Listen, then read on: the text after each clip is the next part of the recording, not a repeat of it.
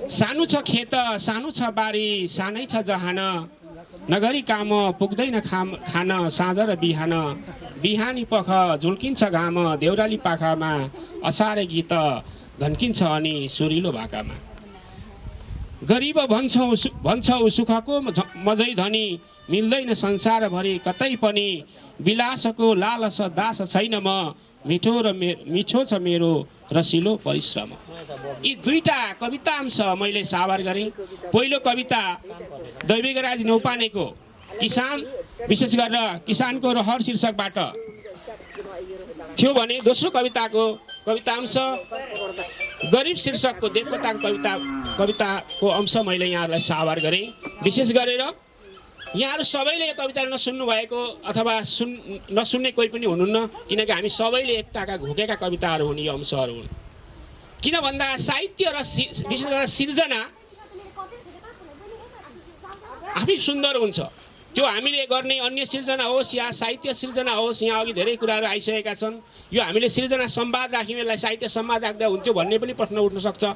यो सिर्जना चाहिँ साहित्यसँग मात्रै जोडिँदैन, हरेक सन्दर्भमा जोड्न सक्ने हुँदा हामीले यसलाई सिर्जना संवाद राखिएका थियौँ। कसैले लोकगीतका लयमा पनि आफ्ना भावना व्यक्त गर्ने हुँदा उहाँहरूलाई सहज होस् भनेर साहित्यको एउटा छुट्टै फर्मेट हुन्छ, एउटा चाहिँ लिपिमा लेखिन्छ तब मात्रै लिखित रूपमा हुन्छ, तर लोक साहित्यको रूपमा पनि यहाँ आउने हुँदा हामीले यसलाई सिर्जना भनेर राख्यौँ, जसको कारण चाहिँ यहाँहरू सबैसँग जोडिनलाई यहाँले बजाएको बाजा पनि यहाँले गाएको गीत सबै कुरा सिर्जनाको रूपमा मिल्छ भनेर हामीले कतिपय सन्दर्भमा यहाँहरूको बोली पनि सिर्जनासँग जोड्न सन्दर्भ मिल्छ भनेर हामीले एउटा नयाँ पृथक शैलीमा यो कार्यक्रमको सुरुवात गऱ्यौँ। यसमा हामी सफल भयौँ भन्ने लाग्छ यहाँहरूको सहभागिताले गर्दाखेरि। अब किसान र साहित्यका विषयमा धेरै प्रसङ्गहरू यहाँहरूले सुन्नुभएको छ, धेरै सर्जकहरूले सिर्जना गर्नुभएको छ। यो म धेरै कुरा भन्न गइरहेको छुइनँ, किनभने देवकोटाले मात्र दैविकराज न्यौपानेले मात्र होइन, तपाईँ हामी जस्ता पछिल्ला पुस्ताका धेरैजना सर्जकहरूले आफ्नो सिर्जनामा आफ्ना पुस्तकहरूमा साहित्य र किसानसँग जोडेर सिर्जना गर्नुभएको छ। यसलाई म धेरै कुरा यसभित्र लम्ब्याउन चाहदिनँ।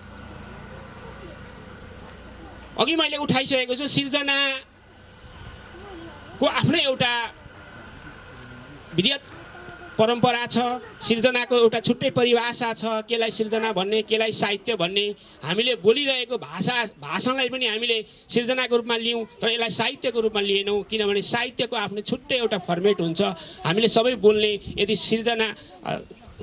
हामीले सबै बोलेका भाषणहरू बोलीहरू यदि साहित्य हुन्थ्यो भने यहाँ धेरैजना नेताहरू सर्जकको रूपमा एउटा स्थापित भइसक्नु भएको हुन्थ्यो। त्यसको एउटा छुट्टै एउटा फर्मेटमा राखेर हामीले आफ्ना भावनाहरूलाई अभिव्यक्त गर्दा एउटा विधि र एउटा सिद्धान्तभित्र प्रवेश गरेर हामीले सिर्जना गऱ्यौँ भने त्यो एउटा सिर्जना हुन्छ भन्ने कुराहरू हामीले अघि नै पनि केही सिद्धान्तका जानकारहरूले केही कुरा उठाइसक्नु भएको छ, त्यसबारेमा म धेरै कुरा लेख्न। अब किसानसँग साहित्यको सम्बन्ध के छ भन्ने कुरा यहाँहरूले जुन बेला भनौँ एउटा सूचनाको सञ्चारको एउटा युग सुरु भएको थिएन, सञ्चारका साधन युग सुरुवात भएका थिएनन्, त्यो बेला हामीले गाइने गीतहरूबाटै यिनै सिर्जनाबाटै हामीले विभिन्न सूचनाहरू प्राप्त गर्ने गर्थ्यौँ। अहिले जसरी हामीले मोबाइल प्रयोग गरिरहेछौँ, विभिन्न रेडियो सूचनाका साधन प्रयोग गरिरहेछौँ, जुन बेला यी कुनै साधन थिएनन् त्यो बेला पनि हाम्रा सूचनाहरू गाउँ गाउँमा कान कानमा पुग्थे। कसरी पुग्थे भन्दा यिनै सिर्जनाका माध्यमबाट, साहित्यका विभिन्न माध्यमबाट हाम्रा कान कानमा पुग्ने गर्थे। र अहिले हामीले साहित्यसँग हेर्ने भने हरेक किसानले बिहानदेखि बेलुकासम्म प्रयोग गर्ने हरेक कुरामा साहित्य जोडिएको छ, तर हामी यसलाई बुझ्दैनौँ। किनभने उसले जुलुक्क उठेर उसले उच्चारण गर्ने मन्त्रदेखि लिएर उसको नौरानदेखि लिएर ऊ अन्तिम संस्कारमा जाँदाखेरि पनि हाम्रो साहित्यका नै सन्दर्भहरू मन्त्रहरू जोडिएका छन्। यसलाई हामी साधारण अर्थमा हामी बिहान उठेर हामी ब्राह्मणहरूले एउटा हात उठेर हेर्छौँ, कराग्रे बसते लक्ष्मी कर मूले सरस्वती कर मध्य स्थितो ब्रह्मा कराग्रे कर दर्शनम भनेर उठ्छौँ। यो पनि आफैमा साहित्य हो। यसलाई हामी सामान्य अर्थमा एउटा बाजेले के भन्नुभएछ भन्छौँ, तर हामी साहित्य हो। यो पनि आफैमा एउटा चाहिँ भावना हो, यो आफैमा एउटा सिर्जना हो। यसरी नै हाम्रा जीवनमा साहित्य हरेक व्यक्तिका जीवनमा मनमा किसान मात्रै नभएर हामी सबैका जिन्दगीसँग साहित्य सिर्जनाले ठुलो महत्त्वपूर्ण भूमिका निर्वाह गरेको हुन्छ। तर पछिल्लो समय बदलिएको छ, अहिले धेरै कुरा परिवर्तन भएको छ। पाश्चात्य साहित्यले संस्कृतिले हाम्रा नेपाली भाषा साहित्य कला संस्कृतिमाथि यति ठुलो प्रहार भएको छ कि अहिले हामी हाम्रा भाइ बहिनीहरूले हाम्रा आउने पुस्ताले यी कुराहरू जान्नुहुन्न।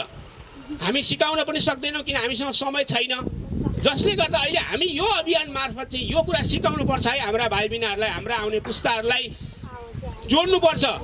हाम्रा भाषा संस्कृति कला संस्कृति भनेका हाम्रा धरोहर हुन्, हाम्रा सम्पत्ति हुन्, हाम्रा निधि हुन्। यदि यो बिर्स्यौँ भने हामी पनि बिर्सिन्छौँ, हामी पनि सकिन्छौँ भन्ने कुरा सन्देश पनि सिकाउनुपर्छ र हाम्रा भाइ बहिनीहरूलाई हामीले कुरा सुनाउनुपर्छ, पढाउनुपर्छ भनेर यो अभियानको रूपमा हामीले अगाडि बढेका हौँ। र हाम्रो यो विशेष गरेर साहित्य र हाम्रो जीवनको सन्दर्भ, त्यसमा नि किसान जीवनको सन्दर्भ मैले यसरी जोड्न चाहेँ, किनकि हामी हरेक बिहान उठेदेखि बेलुकासम्म गर्ने हरेक कर्ममा हामी काहीँ न काहीँ साहित्यसँग रमाइरहेका हुन्छौँ, गुनगुनाइरहेका हुन्छौँ, तर हामी त्यसलाई बुझ्दैन यो साहित्य हो भनेर बुझ्दैनौँ।